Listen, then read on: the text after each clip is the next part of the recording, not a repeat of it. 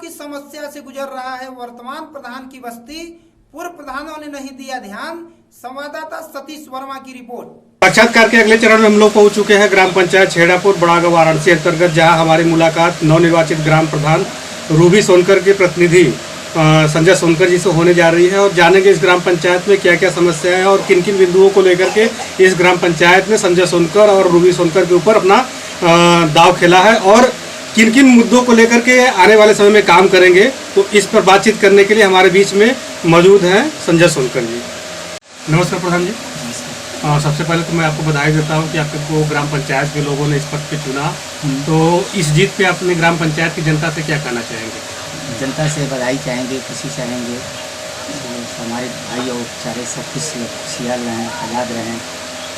जो उनके समस्या खरिंदा के लिए जो दिक्कत है और हमारे भाईचारा को जो राशन है पता ही है, बढ़िया मिलना चाहिए, कोई दिक्कत नहीं होना चाहिए, इसमें से कटना पिटना नहीं चाहिए और रास्ता एकदम बढ़िया क्लियर चाहिए। किसी पे भी दबाव नहीं पड़ना चाहिए, गरीबों को ख्याल रखना मांगता है। जैसा कि प्रधान जी अभी हम आपके ग्राम पंचायत में प्रवेश कर रहे थे तो शुरू से लेकर के आपके यहाँ तक पहुँचने तक जितने भी रास्ते हैं सब खराब मिले। खासकर आपके घर द्वार पे हम देख रहे हैं कि जल जमाव की काफ़ी समस्या है, जिसके वजह से तमाम प्रकार की बीमारियां गंदे पानी से निकलती हैं। तो इन सब चीज़ों को लेकर कहाँ कहाँ आपके यहाँ रास्ते खराब पड़े हुए हैं और इसके लिए आने वाले समय में आपका क्या प्रयास रहेगा? कैसे इस ग्राम पंचायत में आवागमन के रास्तों को दुरुस्त करेंगे? हम वो गुलाब के घर दुकान से और स्कूल के सामने तक पूरा रास्ता ही खराब है, इसको हम बनवाएंगे। फिर और एक बस्ती का ही रास्ता है, उधर भी दुरुस्त कराएंगे, एकदम फ्रेश कराएंगे। और गुलाब के ही दुकान से एक हमारे वो पीछे गांव में करिया का घर है, वो रास्ता पूरा खराब है। और विजय गुलाब के ही दुकान से विजय भाई का घर है, उनके ही रास्ते तक खराब है, पोखरा तक, वो भी दुरुस्त कराने चाहते हैं। एक अपने कोटेदार के ही घर के आगे से थोड़ा सड़क है, सड़क के सामने से सीधा मोहरिया में निकला है, वो रास्ता दुरुस्त कराने चाह रहे हैं। और एक स्कूल के ही सामने से हमारे वो सोनखर बस्ती में और मोहम्मद अली भैया के घर के पीछे से रास्ता जो है बहुत ख़राब हो चुका है, तो वहाँ से बहन बेटियाँ जाते हैं, गिर पड़ जाते हैं। वो रास्ता हमको बहुत ज़रूरी से ज़रूरी ही बनवाना कोशिश है। तो इसके लिए आपने कार्य योजना बनाई है और सारा प्रस्तुत कर दिया है? कार्य योजना बनाकर मैंने दे दिया हूँ ब्लॉक में। प्रधान जी, हर ग्राम पंचायत में जैसे ही बरसात शुरू होती है तमाम प्रकार की दिक्कतें शुरू हो जाती हैं। जैसे जल जमाव विशेष रूप से हर ग्राम पंचायत में होता है, तो उससे गंदे पानी निकलने की वजह से तमाम प्रकार के लोगों को उस पर गुजरना पड़ता है। तो इसके लिए आपके ग्राम पंचायत में हम स्थिति आपकी दयनीय है ग्राम पंचायत में जल जमाव की। तो कहाँ कहाँ और समस्याएँ हैं जिसको लेकर के आप आने वाले समय में नाली पुलिया सब सारी चीज़ों का निर्माण करके इस जल जमाव से गाँव वालों को मुक्ति दिलाएंगे? और मैं इस रास्ते से स्कूल के ही सामने वो बहा है, उसमें निकालेंगे इसको पाइप ही डलवा कर। और इसके बाद मोहम्मद अली जी भैया के घर के पीछे से पाइप ही डलवा कर वो भी रास्ता डलवाएंगे बहा में पानी का ही। और इधर गांव में से जो चौरा माई का स्थान नहीं है, वहाँ से निकलवा के पाइप डलवा कर मैं पानी निकालने के लिए। और यार अपने गुलाब के ही दुकाने से जो रास्ता है वो नाला बना था, उसको हम सफैया करवाने मांग रहे हैं, नाला पटवा दिया गया है, वो पानी निकालने के लिए बहा में जाने का हमको सुविधा चाहिए।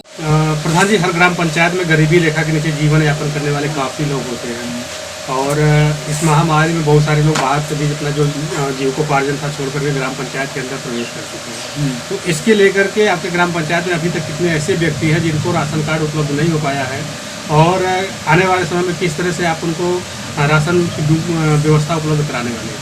कम से कम नहीं तो सर 70-80 आदमी का ही राशन कार्ड हमारे गांव में बनना जरूरी मांगता है। वो कोरोना काल में आए हैं, वो लोग बेचारे खा रहे हैं कि नहीं खा रहे हैं, उसकी जिम्मेदारी प्रधान के ऊपर है, उनको राशन कार्ड बनाना जरूरी है। जो आपके ग्राम पंचायत के कोटेदार हैं तो उनसे इस बारे में आपकी चर्चा हुई है कि नहीं?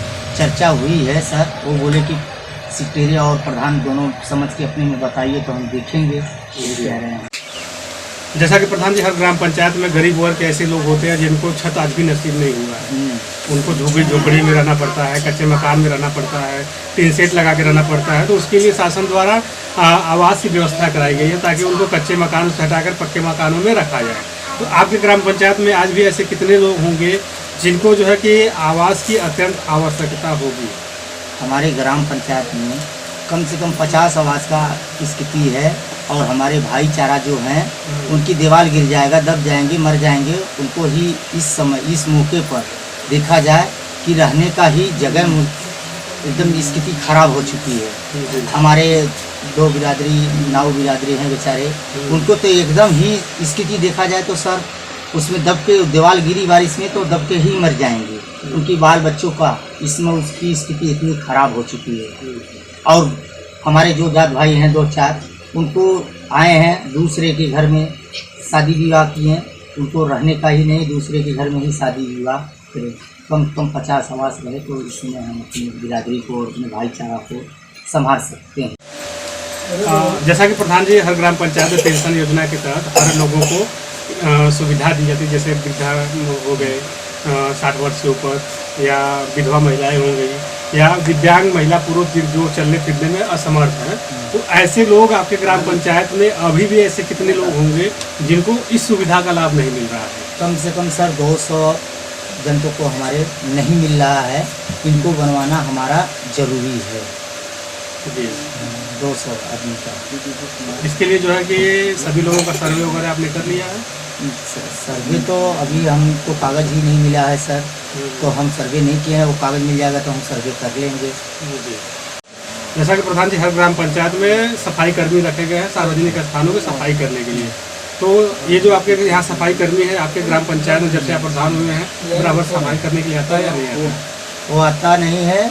जब हम कहते हैं तो खाली आता है, साइन करवा के चला जाता है, फिर उसके बाद दिखाता नहीं है। हमको बरात ही बोलता है हमको बरात जाना है, यहाँ डिप्टी लगा है, वहाँ डिप्टी लगा है।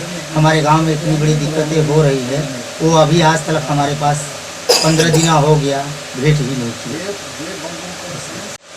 प्रधान जी आपको ग्राम पंचायत छेड़ापुर के लोगों ने 5 वर्ष के लिए अपना मुखिया चुन लिया है, प्रधान चुन लिया है, तो क्या क्या आप नई व्यवस्था इस ग्राम पंचायत को देने जा रहे हैं? नई व्यवस्था हम सर लाइट का व्यवस्था जरूरी कर रहे हैं जी। ठीक है, और एक हमारे गांव में जल निगम का ही जरूरी है, और एक शादी विवाह के लिए थोड़ा हम किसी का बनवा कर मतलब जगह में बनवा के बारात घर देना चाहते हैं। बारात घर देना चाह रहे हैं। ये चाहिए हमारे गाँव में। अभी हमारे बीच में बातचीत कर रहे थे ग्राम पंचायत छेड़ापुर प्रतिनिधि संजय कुमार जी, और इन्होंने अपने ग्राम पंचायत में बहुत सारी समस्याओं के बारे में जिक्र किया। खासकर सफाई कर्मी जो है कि इनसे बात करके जाता है और सिग्नेचर लेके ब्लॉक पे चला जाता है और कहता है कि जो है कि हमको ब्लॉक पर मेरी ड्यूटी लगी है। ग्राम पंचायत में तमाम प्रकार की दिक्कतें हैं और सफाई तो बिल्कुल ही नहीं होती। तो इस ग्राम पंचायत के लोगों से भी निवेदन है और इस ग्राम पंचायत के जो बुद्धिजीवी वर्ग के लोग हैं उनसे भी निवेदन है कि आप लोग बुद्धिजीवी हैं तो अपने सफाई कर्मी को जहाँ जहाँ वर्क करना है उसके लिए आप उसको प्रेरित कर रहे हैं। किसी को की भी ड्यूटी जहाँ लगती है वहाँ पर वो सिग्नेचर कराने के लिए प्रधान के पास नहीं आता है। तो मिलते हैं किसी अन्य ग्राम पंचायत में, जानते हैं वहाँ की समस्याओं के बारे में। तब तक के लिए नमस्कार।